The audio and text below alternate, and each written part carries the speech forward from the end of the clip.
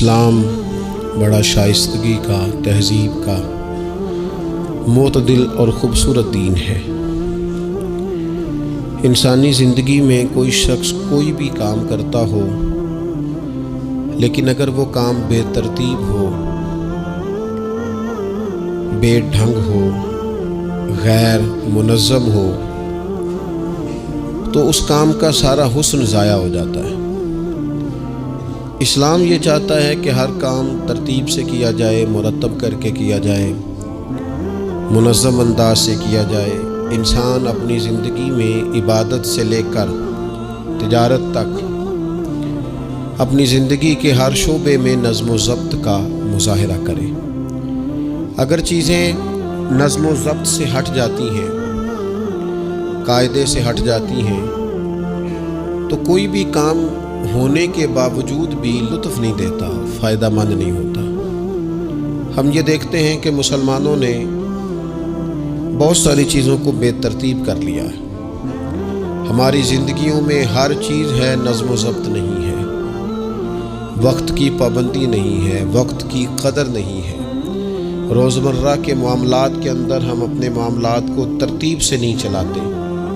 کبھی کوئی کام کرتے ہیں تو اسے کیے ہی جاتے ہیں، اعتدال سے ہٹ جاتے ہیں، اور پھر اسی کام کو اس طرح چھوڑ دیتے ہیں کہ جیسے کبھی کوئی لینا دینا ہی نہیں تھا۔ اس سے انسان ایک بھرپور زندگی نہیں گزار سکتا، وہ وقتی اور جذباتی فیصلوں کا قائل ہو جاتا ہے۔ اس کی زندگی کے اندر ہر چیز ایک مخصوص وقت کے لیے اور ایک مخصوص ٹائم کے لیے آتی ہے، اور ایک مخصوص ٹائم کے لیے وہ چیز وہاں سے رخصت ہو جاتی ہے۔ اس میں کوئی شک نہیں کہ ہم انسان ہیں، ہمارے اندر کمزوریاں ہیں، باوجود کوشش کے بڑی جگہوں پہ غلطیاں، سستیاں، کمزوریاں رہ جاتی ہیں۔ لیکن کچھ لوگ اپنے ذہن سے کوئی منصوبہ بندی کرنا ہی نہیں چاہتے۔ ہو جائے گا، اللہ کرم کرے گا، اللہ بڑا مہربان ہے، بھئی یہ ساری باتیں ٹھیک ہیں، لیکن اسی کریم رب نے کہا ہے صبح اٹھو، اسی کریم رب نے کہا ہے کہ وقت پر نیند پوری کرو، اسی کریم رب نے کہا ہے کہ ان الصلاۃ کانت علی المؤمنین کتابا موقوتا، فرمایا بے شک نماز مسلمانوں پر مقررہ وقت پر فرض ہے۔ اسے اپنی ترتیب سے، وقت کے حساب سے تم نے ادا کرنا ہے۔ یہ نہیں ہو سکتا کہ تم کہو جی میری آنکھ 9 بجے کھلتی ہے تو میں فجر 9 بجے پڑھوں گا، اس کا ٹائم 6 بجے ہے تو تمہیں 6 بجے ہی فجر پڑھنی پڑے گی۔ اپنے مقررہ وقت پر چیزیں جب تک نہیں رہیں گی تب تک رضا الہی کا حصول بھی ممکن نہیں ہوتا۔ ہم چونکہ غیر منظم زندگی گزارتے ہیں، بے ترتیب زندگی گزارتے ہیں، تو اس لیے بہت سارے کام جو کرنے کی ہم پوزیشن میں بھی ہوتے ہیں وہ کام بھی ہم سے ہو نہیں پاتے۔ ایک تو بہت سارا مسئلہ لوگوں کا یہ ہے کہ کل کر لیں گے، انشاءاللہ ہو جائے گا، آپ دعا کریں ہو جائے گا، آپ فکر نہ کریں ہو جائے گا۔ اس کا معنی کوئی نہیں نا، اس کا مطلب کوئی نہیں۔ آپ کیا کہہ رہے ہیں؟ آپ کہیں میں نے شروع کر دیا ہے، آپ دعا کریں۔ آپ یہ کہیں کہ میں نے پوری کوششیں لگا دی ہیں، آپ اچھی امید رکھیں اللہ سے، لیکن آپ سٹارٹ ہی نہیں کر رہے اور آپ کہہ رہے ہیں دعا کریں، یہ کیسے ہوگا؟ جب تک نظم و ضبط کا، آداب کا، حدود کا، قاعدے قانون کا پورا خیال ہی نہ رکھا جائے۔ حضرت سید فیض الحسن شاہ صاحب رحمۃ اللہ تعالیٰ علیہ فرماتے ہیں کہ ایک خاتون بڑی عجلت پسند تھی، جلد باز تھی، تو اس کا شوہر اس کی چیزوں سے بڑا پریشان تھا، جلدی میں آدھا کام کرتی تھی، آدھا کام خراب کر دیتی تھی، تو اکثر آ کے کہتی تھی دعا کریں بڑا مارتا ہے۔ اگرچہ اس کا مارنا پھر بھی درست نہیں تھا، لیکن وہ دیہاتوں میں آپ کو پتہ ہے نا، بعض لوگ بڑی جہالت کا مظاہرہ کرتے ہیں، اس قدر زیادہ شدت کے ساتھ تکلیف دیتے ہیں کہ جو بالکل نازیبا ہو جاتی ہے۔ وہ ایک دن اس نے آ کے کہا کہ پیر صاحب کوئی سمجھاؤ، بڑا ماردہ ہے۔ تو آپ نے فرمایا تو سنا ہے بڑی جلد باز ہے، کام نظم و ضبط سے نہیں کرتی۔ کہنے لگی جی دیکھیں جی کیا نظم و ضبط اور کیا معاملہ، کل اس نے مجھے کہا دال پکا دو تو میں نے اس میں گھی بھی ڈالا ہے، مرچیں بھی ڈالی ہیں، پیاز بھی ڈالا ہے، لہسن بھی ڈالا ہے، ہلدی بھی ڈالی ہے، بس ذرا جلدی میں نے دال ہی تو نہیں ڈالی۔ تو یہ کو مارنے والی بات ہے؟ ہر شے ہے، ایک شے ہی نہیں۔ ہمارے ہاں بہت سارے لوگ ایسے ہیں جو جلدی میں اصل کو ہی بھول جاتے ہیں۔ وہ کہتے ہیں باقی میں نے سارے کیے، کوئی رہ تو نہیں نہ گیا، سارے کیے، وہ ایک ہی نہیں نہ کیا، وہ بھائی جو اصل تھا وہ تو رہ گیا۔ نظم و ضبط، قاعدہ، قانون، جب تک ہمارے اپنے اندر، میں دوستوں سے کہہ رہا تھا پھر کہتا ہوں، میرے اسلاف فرمایا کرتے تھے جو والد تہجد نہ پڑھے اس کے بچے فجر نہیں پڑھتے۔ والد کو جب تک وہ سحری میں سجدہ ریز نہیں دیکھیں گے اتنی دیر تک آپ ان سے 1.5-2 گھنٹے پہلے اٹھیں گے تو پھر وہ اٹھیں گے۔ لیکن اگر کہا جائے کہ پتر میں تھکیا کہ تو مسیتے جا، تو یہ ہو سکتا نہیں کہ وہ جائے، کیونکہ ہماری زندگی سے نظم و ضبط بچے سیکھیں گے، ہمارے ماحول سے وہ محنت کو، مشقت کو، کوشش کو وہ سیکھیں گے۔ اگر ہم اپنے ماحول میں نظم و ضبط نہیں لائیں گے تو آنے والی نسل کے اندر نظم و ضبط منتقل ہو سکتا۔ تو اس کے منتقل کرنے کے لیے ضروری ہے کہ پہلے ہماری زندگی کے اندر نظم و ضبط، آپ دیکھیں شریعت اسلامیہ نے ہر کام کا نظم و ضبط بنایا ہے۔ نماز اللہ کی عبادت ہے نا، بستر سے اٹھ کر سیدھا مسجد میں آ کے جہاں آپ کا جی چاہے نماز پڑھنے کی اجازت نہیں ہے۔ آپ اٹھیں، آپ کا لباس پاک ہونا چاہیے، آپ نے وضو کیا ہوا ہو، آپ کو سمت قبلہ کا پتہ ہو، آپ کا منہ کعبہ شریف کی طرف ہو، جس جگہ آپ نے نماز پڑھنی ہے وہ جگہ پاک ہو، آپ کا لباس پاک ہو، وقت کا تعین ہو، نماز کے آداب آپ کو آتے ہوں، آپ بیت اللہ شریف کی طرف رخ کریں گے، کانوں تک ہاتھ اٹھائیں گے، آپ ان ہاتھوں کو منظم طریقے سے باندھیں گے، وقت پر رکوع کریں گے، رکوع میں کمر سیدھی ہونی چاہیے۔ آپ رکوع سے اٹھیں گے تو ایسے نہیں کہ کوئی بات نہیں اللہ قبول کر لے گا، جب تک آپ کی کمر پوری ٹھیک نہیں ہوتی، رکوع سے اٹھتے وقت آپ کی نماز مکمل نہیں ہوتی۔ آپ سجدے میں جائیں گے تو پیشانی جمنی چاہیے، ناک جمنی چاہیے، آپ کے پاؤں کی انگلیاں زمین پر لگنی چاہیے۔ آپ جب تک پوری ترتیب سے نماز نہیں پڑھتے، رب کی عبادت ہے نا، کریم بھی بڑا ہے نا، مہربان بھی بڑا ہے نا، غفور بھی بڑا ہے، لیکن اگر مرتب طریقے سے نہ پڑھو تو وہ تو نماز قبول نہیں کرتا۔ نبی پاک صلی اللہ تعالیٰ علیہ وسلم کے سامنے آ کے ایک شخص نے نماز پڑھی، عبادت کی ہے، آیا ہے، جھکا ہے، لیکن عبادت بھی بے ترتیب بھی نہیں، بے ڈھنگی نہیں، غیر مرتب نہیں، غیر منظم نہیں، ایسے نہیں کہ جیسے مرضی کر لی۔ اس نے آ کے نماز پڑھی تو حضور نے اس کو دیکھا اور نبی پاک علیہ السلام نے فرمایا تیری نماز نہیں ہوئی، دوبارہ پڑھ۔ اس نے دوبارہ پڑھی۔ یہاں تو لوگ ناراض ہو جاتے ہیں۔ ایک دفعہ طالب علمی کی بات ہے، میں ایک جگہ نماز کے لیے وضو کر رہا تھا تو ایک صاحب نے وضو کیا، بڑی جلدی میں آئے اور جلدی میں وضو کیا تو ان کا ایک ٹخنا خشک رہ گیا۔ تو میں نے ان کی خدمت میں بڑی، چونکہ بزرگ تھے، بڑے تھے مجھ سے، میں نے بڑی عرض کی، میں نے کہا وہ آپ کو خیال نہیں رہا آپ کا ٹخنا خشک ہے؟ وہ کہتے ہیں مولوی وہ لنگن نہ دے آ جائے، دیکھیں کو لنگ نہ جائے، تو سو قبول کرنی کہ اللہ نے۔ میں نے ان سے کہا آپ کیا کام کرتے ہیں؟ کہنے لگا میں کپڑا بیچتا ہوں۔ تو میں نے کہا اگر آپ کا 1000 روپے والا گاز کپڑا ہو تو کوئی شخص کہ کوئی عرض نہیں، چل مہربانی کر 300 کا دے دیتے ہو؟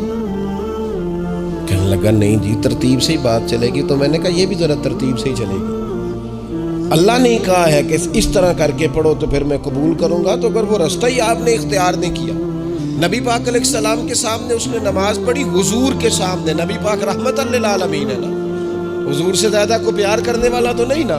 نبی پاک نے تو نہیں فرمایا چل میرے سامنے پڑھی ہے تیری قبول ہی قبول ہے، حضور نے فرمایا تیری نماز نہیں ہوئی، دوبارہ پڑھ۔ اس نے دوبارہ پڑھی، حضور نے فرمایا تیری نماز نہیں ہوئی، دوبارہ پڑھ۔ اس نے 12 پڑھی، 3 دفعہ پڑھی، پھر حضور کی بارگاہ میں آیا تو نبی پاک علیہ السلام نے فرمایا جب تو رکوع کرے تو صحیح کر کے رکوع کر، جب تو سجدہ کرے تو صحیح کر کے سجدہ کر، اور جب تو قیام میں کھڑا ہو تو ایک منظم طریقے سے کھڑا ہو۔ فرمایا اس اعتدال، اس نظم و ضبط سے، اس ترتیب سے نماز پڑھ، امید ہے خدا کے فضل پر کہ وہ تیری عبادت کو قبول فرمائے گا۔ نظم و ضبط ہی نہیں ہے۔ رمضان شریف کا روزہ، بڑا مہربان ہے نا اللہ، اپنے بندوں کو کسی قسم کی کسی مشقت میں مالک ڈالتا نہیں، لا یکلف اللہ نفسا الا وسعہا۔ لیکن آپ یہ نہیں کہہ سکتے کہ میری آنکھ چونکہ صبح 9 بجے کھلی ہے تو مجھے تھوڑی شریعت گنجائش دے دے کہ میں تھوڑی سی روٹی کھا لوں پھر نہیں کھاؤں گا مغرب تک، یہ گنجائش نہیں ملے۔ نظم و ضبط ہے، ترتیب ہے، اس کا قاعدہ ہے، اس کے اصول ہے، اس کا ضابطہ ہے۔ سحری میں اٹھیں گے آپ، اگر آپ کی آنکھ نہیں کھلی ہے تو آپ کی اجازت چلی گئی، وقت ختم ہو گیا۔ آپ بے ترتیب ہوئے، آپ غافل ہوئے، آپ نے کیوں لمبی نیند کی، آپ کیوں وقت پہ نہیں اٹھے؟ زکوٰۃ ہے، آپ کو ٹائم دیا گیا ہے کہ اضافی رقم آپ کے پاس ہو، آپ کے اخراجات سے زیادہ ہو، کس منظم طریقے سے زکوٰۃ فرض کی گئی ہے، اور یہ وہ نظم و ضبط ہے جس سے بندے کو تکلیف نہیں ہوتی. یعنی آپ کی ضروریات سے زیادہ مال ہو، اس مال کی قیمت 7.5 تولے سونے کے برابر یا 52.5 تولے چاندی تک پہنچ جائے، پھر وہ کل پہنچ گیا تو آج زکوٰۃ فرض نہیں، اس پر سال گزر جائے، پھر بھی وہ سارا نہیں دینا، اس میں سے 2.5% دینا. نظم و ضبط سے اللہ تعالیٰ نے توفیق دی نا جب بیت اللہ شریف کا حج کرنے کی. تو میں واپس آیا تو مجھے ایک طالب علم نے پوچھا، اس نے کہا کہ اس کا خیال تھا چونکہ اللہ کے فضل سے ہم خانقاہی لوگ ہیں تو بعض لوگوں کا خیال ہوتا ہے کہ شاید کوئی بہت انوکھی بات اور انفرادی بات ملے گی، تو خانقاہ شریف میں یا طریقت میں یا اہل تصوف میں باتیں انوکھی نہیں ہیں، باتیں روٹین کی ہیں. بس وہ یہ کہتے ہیں کہ ذرا ان کو درد سے ان پر عمل کرو، اپنے دل میں اس کا نفاذ کرو، روح میں اتارو. تو مجھے کہنے لگے آپ نے الحمدللہ حج کر لیا. تو میں نے کہا میں نے حج کیا ہے تو میں نے یہ رزلٹ نکالا ہے کہ حج بندے کو نظم و ضبط سکھاتا ہے، مرتب کرتا ہے انسان کی زندگی کو. آپ کو 8 ذی الحج کی زور پڑنی ہے، آپ کو ہر صورت میں مینا میں، آپ کو 9 کو ہر صورت زوال سے قبل عرفات میں آپ کو زوال کا وقت میں وہاں پہنچنا چاہیے، آپ کو کچھ نہ کچھ ٹائم وہاں گزارنا ہے. ایک منظم ترتیب ہے کہ مغرب کے وقت نکل آؤ، وہاں آپ نے نماز نہیں پڑھنی، آپ آ کے عرفات سے نکلیں، مغرب عشاء کی نمازیں مزدلفہ پہ پڑھیں. آپ کو 10 کی صبح کو جا کے کنکر مارنے ہیں، آپ یہ نہیں کہہ سکتے کہ میں جناب 2 دن پہلے یہ کام ختم کر لوں. مقررہ ٹائم پہ جو 9 ذی الحج کو میدان عرفات میں نہیں جائے گا اس کا حج ہو سکتا، کیونکہ یہ ایک نظم و ضبط ہے، دین نے قاعدہ بنایا ہے، قاعدے کے بغیر آپ یہ کام کر سکتے. میں مصروف ہوں جی، مجھے سفر کرنا ہے، میں نے قربانی کرنی ہے تو 10 کو نہیں کر سکتا، میں 8 کو کر کے چلا جاؤں تو جاؤ، اللہ قبول ہی نہیں کرتا. قربانی اپنے ٹائم پہ مقررہ وقت پر. نظم و ضبط پوری عبادات اسلامیہ میں آپ دیکھ لیں، نظم و ضبط ہے، اصول ہے، قاعدہ ضابطہ ہے. وہ ہمارے یہاں کچھ لوگ نا درویشی کی بنیاد پر بھی جہالت پھیلاتے ہیں. وہ کہتے ہیں جی اسی درویش لوگ ہیں جی، ہم کسی نظم و ضبط کے قائل نہیں. اس کا کیا معنی ہوا جی؟ وہ درویش تو تنظیمیں نہیں چلاتے، تو درویش کیا چلاتے ہیں؟ جہالت چلاتے ہیں. درویش ہی تو تنظیم چلا سکتا ہے، درویش ہی تو ادارہ چلا سکتا ہے، درویش ہی تو ایک منظم سلسلہ تعلیم آگے لے جا سکتا ہے، چونکہ اس کی زندگی میں نظم و ضبط ہوتا ہے، اس کی زندگی ایک پورے قاعدے کے مطابق مرتب ہوتی ہے، اس کی زندگی میں ٹائم ٹیبل پوری ترتیب سے ہوتا ہے. تو یاد رکھیے گا کہ نظم و ضبط ایک حسن ہے. آپ دیکھیے شریعت اسلامیہ کس طرح سے ہماری تربیت کرتی ہے. شریعت تو کہتی ہے باقی ساری چیزیں تو ایک طرف رہ گئیں، کسی کے گھر بھی جانا ہے تو نظم و ضبط سے جانا ہے. آپ کے بھائی کا گھر ہے، آپ کے دوست کا گھر ہے، آپ کا قریبی تعلق ہے، بغیر اجازت جا سکتے ہیں؟ دین نظم سکھاتا ہے. قرآن مجید فرقان حمید نے کہا یا ایھا الذین آمنوا لا تدخلوا بیوتا غیر بیوتکم حتی تستأنسوا وتسلموا علی اہلھا. کیا کرو؟ اگر کسی کے گھر جاؤ نا تو پہلے جا کے اجازت لو. یا ایھا الذین آمنوا، اے ایمان والو. کن سے کہا؟ صاحب کسی کے گھر میں داخل ہونا ہے تو پہلے کیا کرنا ہے؟ اجازت لینی ہے، اہل خانہ کو سلام کرنا ہے، اور اگر وہ اجازت نہ دیں تو پھر ان کے گھر میں داخل ہے. نبی پاک علیہ السلام 3 دفعہ دستک دیتے تھے، اجازت نہیں ملتی تھی تو لوٹ آتے تھے. جھگڑا کیا ہے؟ یہاں عام لوگ ناراض ہو جاتے ہیں، کہتے ہیں میں ملنے گیا سا یہ تو مینوں ٹائم ملیا سی، آپ کے ٹائم کا نہیں میں نے خیال کیا. جب تک آپ نظم و ضبط نہیں سمجھتے، ترتیب نہیں سمجھتے. آپ دیکھیں نا نبی پاک صلی اللہ تعالی علیہ وسلم کے گھر کھانا تھا صحابہ کا، صحابہ نے کھانا کھا لیا. بہت سارے لوگ ایسے ہوتے ہیں جو کھانا کھانے کے بعد بیٹھ جاتے ہیں شادیوں پہ، بیاہ پہ، آپ دیکھتے ہیں گپ شپ لگنے لگتی ہے، دیر تک بیٹھے رہتے ہیں. تو وہاں بھی کچھ لوگ بیٹھ گئے، کوئی اچھی گفتگو، کوئی دین کی، کوئی خیر کی بات ہونے لگی. نبی پاک علیہ السلام 2-3 دفعہ تشریف لائے، ان کو دیکھا. یا ایھا الذین آمنوا لا ترفعوا اصواتکم فوق صوت النبی ولا تجہروا لہ بالقول. نبی پاک صلی اللہ تعالی علیہ وآلہ وسلم کی بارگاہ میں تو آواز اونچی نہیں کرنی، تم نے اس طرح چلا کر بات نہیں کرنی، اس طرح لوگ آپس میں کرتے ہیں. دھیما لب و لہجہ، یا ایھا الذین آمنوا لا تقولوا راعینا وقولوا انظرنا، لفظوں کے چناؤ میں احتیاط کرنی۔ وہ دیر تک بیٹھے رہے، بات چیت ہو رہی ہے، حضور دو ایک دفعہ آئے، واپس چلے گئے۔ اللہ تعالیٰ نے قرآن نازل کر دیا، فرمایا میرے محبوب کو تکلیف دیتے ہو، جب کھانا کھا چکو تو اٹھو، اب جاؤ، ختم ہو گئی دعوت، ٹائم مکمل ہوا، آپ کوئی کام کرنے دو۔ میرے عزیز، اپنی زندگی میں یہ ماحول بنائیں، ان چیزوں کو لے کر کے آئیں جو چیزیں ہمارے لیے ضروری ہیں۔ اگر ہم یہ کام نہیں کریں گے تو پھر زندگی میں یا تو ہمارا وجود کسی کے لیے اذیت کا باعث بنے گا، تکلیف کا باعث بنے گا، یا ہمارا لب و لہجہ اس طرح کا ہو جائے گا کہ ہم باوجود محنت کے اس کا کوئی نتیجہ نکال سکیں گے۔ محنت ہو رہی ہے لیکن نظم و ضبط سے نہیں ہو رہی، بے ترتیب ہو رہی ہے، بے تکی ہو رہی ہے، تو بجائے زیادہ مشقت کے نتیجہ تھوڑا آئے گا۔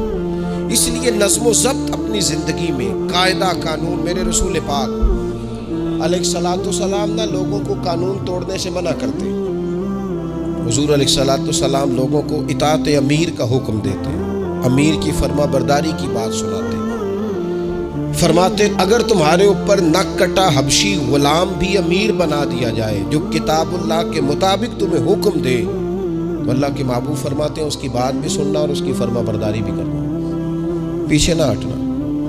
تم یہ نہ دیکھنا کہ یار یہ تو نک کٹا حبشی غلام ہے اور میں تو معاذ اللہ سے بہتر ہوں، اس کی فرما برداری کرنا۔ اس لیے کہ نظم و ضبط قائم رہتا ہے جب لوگ قانون کی پابندی کرتے ہیں، اور جب قانون کی پابندی نہیں ہوتی، جہاں قیام عدل نہ ہو وہاں قرار ہو سکتا ہے۔ حضرت عمر جیسے لوگ اگر عدالتوں میں پیش ہو سکتے ہیں، اگر خود رسول پاک علیہ السلام اپنا پیش کرتے ہیں صحابی سے، وہ کہتے ہیں جی آپ نے مجھے چبو دیا ہے صفے سیدھی کرتے تیر یا نیزہ، تو میں بدلہ لوں گا، تو حضور پیش کرتے ہیں اپنا، حالانکہ وہ تو دور محبت تھا، عرض کی حضور کس نے بدلہ لینا تھا، نہ آپ نے کوئی تکلیف دی تھی، یہ تو وجود چومنے کا بہانہ تھا۔ لیکن نبی کریم علیہ الصلوۃ والسلام نے جو ہمارے سامنے اسوہ رکھا ہے، اس میں یہ ہے کہ یہ نظم اس طرح کا ہونا چاہیے کہ کوئی شخص بھی قاعدے قانون سے بالا تر۔ حضور علیہ السلام نے فرمایا 3 لوگ سفر کریں تو ایک کو امیر بنا لیں، ورنہ بار بار بحث ہوگی، ایک کہے گا یہاں ٹھہرنا ہے، یہاں کھانا کھانا ہے، یہاں نماز پڑھنی ہے، دوسرا کہے گا یہاں 3 سفر کرو تو ایک کو اپنا امیر مان لو۔ نظم و ضبط سے زندگی گزارو، مرتب کر کے زندگی۔ ہمارے ہاں یہ ہوتا ہے کہ نظم و ضبط نہیں ہوتا، ہمیں اپنے کام سے زیادہ نہ دوسروں کے کام کا پتہ ہوتا ہے، اپنے مدرسے سے زیادہ دوسرے مدرسے کا پتہ ہوتا ہے، اپنے کالج سے زیادہ دوسرے کالج کی معلومات ہوتی ہے۔ ہم کیا کرتے ہیں، ہم اپنے کام سے زیادہ دوسرے کے کام میں ٹانگ اڑاتے ہیں، نظم و ضبط گڑبڑ ہو جاتا ہے، ایک دوسرے کے کام میں مداخلت کرتے ہیں۔ اپنا کام مرتب طریقے سے کیا جائے، جس نظم میں جس جگہ ہمیں ڈیوٹی دی گئی ہے ہم اس ڈیوٹی کے پابند ہیں، ہم اس کو پورے غور سے کریں، پوری توجہ سے کریں، پورے انہماک کے ساتھ کریں۔ اپنے کام پر ہم جب تک توجہ دیتے ہیں تو کام ٹھیک رہتا ہے۔ اسی طریقے سے رسول پاک صلی اللہ تعالی علیہ وسلم نا گھر کے باہر بھی پورے نظم و ضبط کے قائل تھے، پوری ترتیب۔ آپ دیکھیں حضور صفوں کا درست ہونا بڑا پسند کرتے تھے، نماز ہی پڑھنی ہے نا، کھڑے ہو گئے ہیں نا، لیکن حضور نے دعا دی، فرمایا صفیں سیدھی کرو، اللہ تمہارے دل بھی سیدھے کر دے۔ حضور نماز کی جماعت سے پہلے اعلان کرتے بھئی اپنی صفوں کو درست کر لو۔ حضور پسند کرتے کہ بالکل اس طرح مرتب ہو کے لوگ نماز پڑھیں، کوئی چیز بھی غیر مرتب۔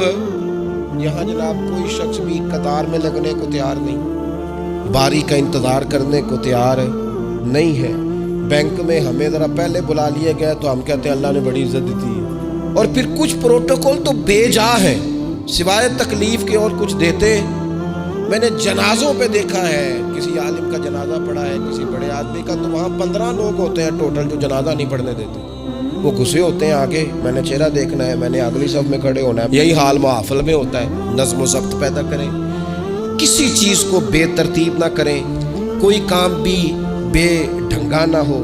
نبی اکرم صلی اللہ تعالی علیہ وسلم کی مجلس مبارک میں جب کوئی شخص آتا تھا نا تو حضرت ابو بکر صدیق اسے سائڈ پہ لے جاتے تو کہتے تھے تمہیں پتہ ہے اللہ کا قرآن کہتا ہے حضور کے سامنے آواز اونچی نہیں کرنی۔ اسے پہلے آداب مجلس سکھاتے تھے، نظم و ضبط سکھاتے تھے، حضور کی بارگاہ میں حاضری کا طریقہ سکھاتے، پھر نبی پاک صلی اللہ تعالی علیہ وسلم کی بارگاہ میں پیش کرتے تھے۔ ہمارے بے صبرے ہو جانے کی بڑی وجہ بھی یہ ہے کہ نظم و ضبط نہیں. ہمارے جلد باز ہو جانے کی وجہ یہ ہے کہ نظم و ضبط نہیں. ہماری طبیعت جو بہت زیادہ ڈسٹرب ہو جاتی ہے, ذہنی الجھاؤ پیدا ہوتا ہے, اس کی وجہ بھی یہ ہے کہ نظم و ضبط نہیں ہے. ہم بعض چیزوں میں اتنے زیادہ تلخ ہو جاتے ہیں, اور تلخی کی وجہ سے یہ بنتی ہے کہ مزاج میں کوئی نظم و ضبط, کسی باری کا انتظار نہیں, کوئی ٹھہراؤ نہیں, کوئی گنجائش نہیں. ماحول میں نظم و ضبط پیدا کریں, زندگی میں نظم و ضبط پیدا کریں, اپنے بچوں میں نظم و ضبط لائیں, اپنے اداروں کے اندر نظم و ضبط پیدا کریں, اور پھر حوصلہ رکھیں, ہمت رکھیں, تحمل مزاجی پیدا کریں. نبی اکرم صلی اللہ تعالی علیہ وسلم نے اپنے گھر میں اپنے ٹائم کو 3 حصوں میں تقسیم کیا تھا. ہم گھر کے اندر جاتے ہیں, اپنا ٹائم تقسیم نہیں کرتے. یہاں تو کوئی بندہ مطالبہ کرتا ہے تو ڈانٹ کے چپ کرانے کی کوشش کرتے ہیں, تھکا ہوا ہوں, خبردار بات نہ کرنا. آپ نے چپ کرا دیا, چپ کرانے سے بغاوت پیدا ہوتی ہے, نفرت جنم لیتی ہے. یہاں چپ کرا دیتے ہیں, یا اگر ہم کوئی بات کرتے ہیں تو وہ کوشش کرتے ہیں کہ اس وقت جان چھوٹے, یہ دن گزرے, کل دیکھیں گے. اس سے کیا ہوتا ہے, اس سے جو شخص آپ کے سامنے بیٹھا ہے اس کی امید ٹوٹتی ہے. وہ کہتا ہے یار یہ کیا معاملہ ہے. بچوں کی امیدیں ٹوٹتی ہیں, گھر والوں کی امیدیں ٹوٹتی ہیں کہ یار یہ تو جان چھڑا رہے ہیں. نبی اکرم صلی اللہ تعالی علیہ وسلم جب گھر تشریف لے جاتے تھے تو حضور اپنے وقت کو 3 حصوں میں تقسیم کرتے. ایک حصہ پورا ٹائم رسول پاک گھر والوں کو دیتے, ان کی بات سنتے. بلکہ حضرت عائشہ صدیقہ فرماتی ہیں جب تک گھر میں رہتے کوئی نہ کوئی گھر کا کام ہی کرتے رہتے. حضور ٹائم دیتے. ایک حصہ یہ.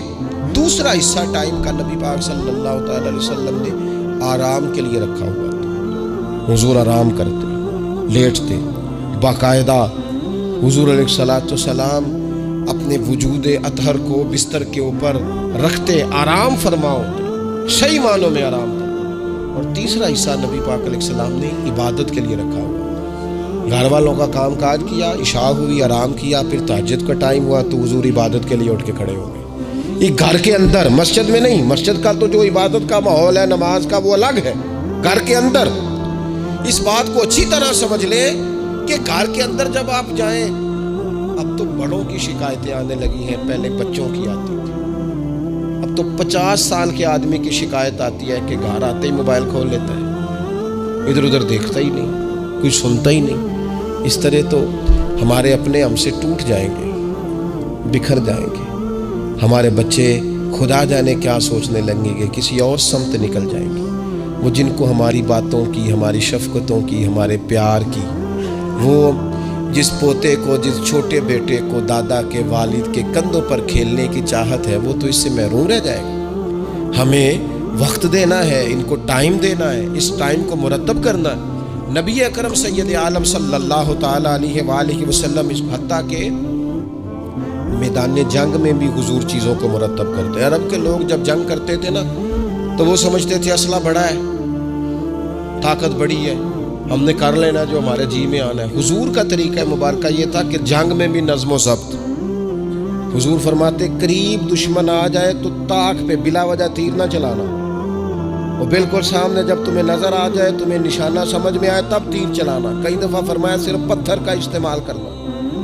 حضور علیہ الصلوۃ والسلام لوگوں کو کہتے کہ تم نے یہاں پہاڑ کے چوٹی پہ کھڑے رہنا ہے, تم نے جنگ ہی نہیں لڑنی. تم یہاں ہراول دستے کے طور پر پشت پہ کھڑے رہو, جب تک میں تمہیں حکم نہ دوں تم نے یہاں سے ہٹنا نہیں ہے. ایر جنگ کے موقع پر بھی رسول پاک صلی اللہ علیہ وسلم نظم و ضبط کا مظاہرہ کرتے, ترتیب مقرر کرتے. آپ یقین کریں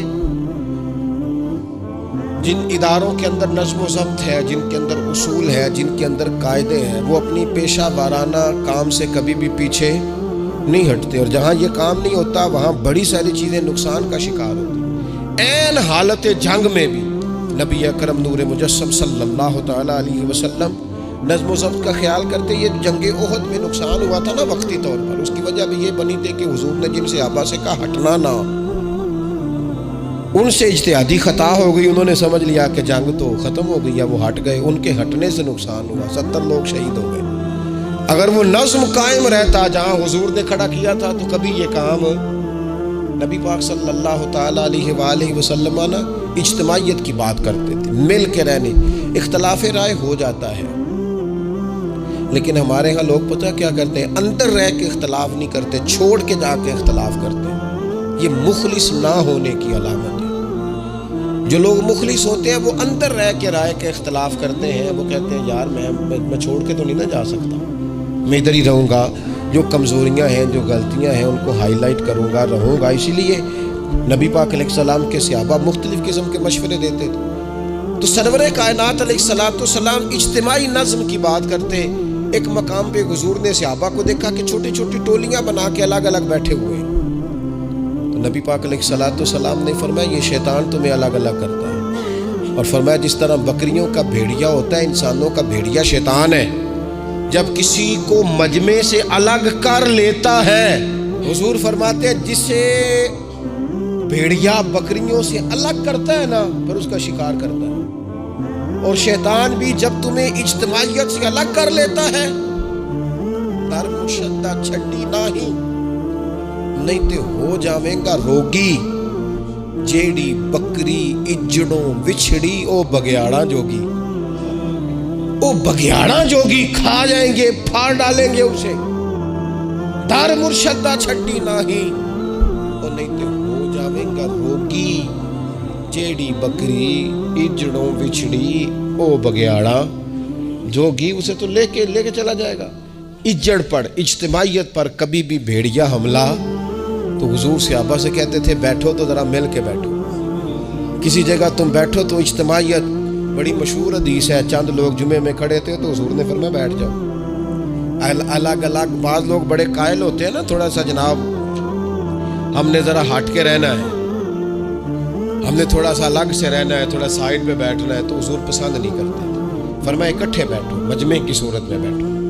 بلکہ حضور علیہ السلام نے یہ تو اجتماعی نماز کا حکم دیا نا، فرمایا جس علاقے میں 3 مسلمان بھی بستے ہو نا، وہ بھی باجماعت نماز پڑھو۔ وَرْكَعُوا مَعَ الرَّاكِعِينَ، رکوع کرو پر رکوع کرنے والوں کے ساتھ، تنہا نہیں، مل کے اجتماع۔ آج کفر نے بھلا کیا کیا ہے؟ اس نے مسلمانوں کی اجتماعیت کوئی توڑا ہے، نظم و ضبط کوئی تو توڑا ہے۔ 57 اسلامی ممالک ہونے کے باوجود نظم و ضبط نہیں، اور وہاں ایک ملک امریکہ اپنی ریاستوں کو ساتھ ملا کے اس طرح گٹھ جوڑ کیا ہے کہ وہ سب پر بھاری ہوتا جاتا ہے معاذ اللہ۔ اگر نظم و ضبط، اور یہ ہمارے ہاں بھی نہیں ہے، روٹین میں چھوٹے چھوٹے اختلافات ہوتے ہیں لوگوں کے بیچ، لیکن ایک دوسرے کو ملنا پسند نہیں کرتے، سلام کلام پسند نہیں کرتے، نفرت کا اظہار۔ تو جب گلی محلوں میں نظم و ضبط نہیں، ٹولیاں بنی ہوئی ہیں، گروہ بنے ہوئے ہیں، چھوٹی چھوٹی باتوں میں لوگوں نے الگ الگ ماحول بنا دیا ہے، بلکہ بعض لوگ تو باقاعدہ بڑے ماہر ہوتے ہیں خاندان میں لڑائی کیسے کرانی ہے، محلے میں فساد کیسے ڈلوانا ہے، لوگوں کو کس طرح کر کے توڑنا ہے، کیا ایسا کام کرنا ہے جس سے کہ لوگ زیادہ سے زیادہ ٹوٹ جائیں۔ تو اپنی زندگی کے اندر، اپنے ماحول کے اندر، اپنی طبیعت کے اندر نظم و ضبط لائیں گے۔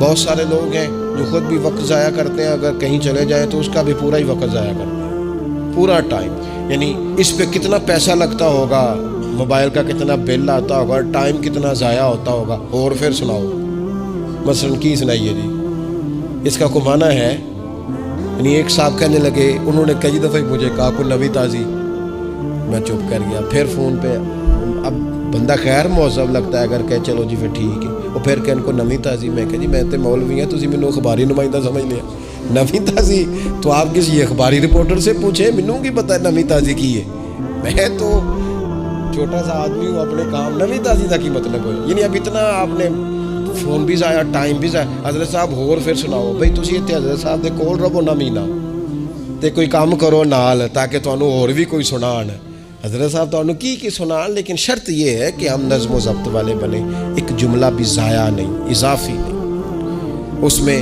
میں کہا کرتا ہوں دوسروں کو بہت ساری چیزیں سکھانے سے بہتر ہے ہم بہت سارے لوگوں سے خود سیکھنا شروع کر دیں، اپنی زندگی میں سیکھیں۔ اللہ تبارک و تعالی مجھے آپ کو توفیق عمل عطا فرمائے۔ آخر دعوانا